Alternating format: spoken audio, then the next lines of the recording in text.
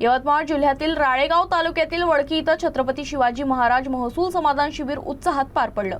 आदिवासी विकास मंत्री डॉक्टर अशोक उईके यांच्या उपस्थितीत नागरिकांना विविध शासकीय सेवांचा लाभ देण्यात आला। राळेगाव तालुक्यातील वडकी मंडळात आयोजित या महसूल समाधान शिबिरात मोठ्या संख्येने नागरिकांनी सहभाग घेतला।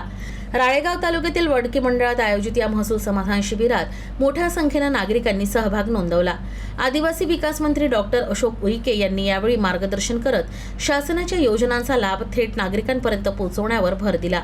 या शिबिरात विद्यार्थ्यांना जात प्रमाणपत्र, उत्पन्न दाखले, अधिवास, वय आणि राष्ट्रीयत्व प्रमाणपत्र तसंच नॉन क्रिमी लेअर यासारखी विविध प्रमाणपत्र वितरित करण्यात आली।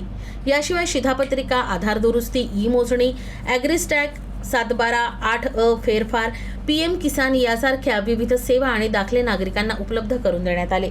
शिबिरादरम्यान विविध विभागाच्या अधिकाऱ्यांनी नागरिकांना शासकीय योजनांची माहिती दिली।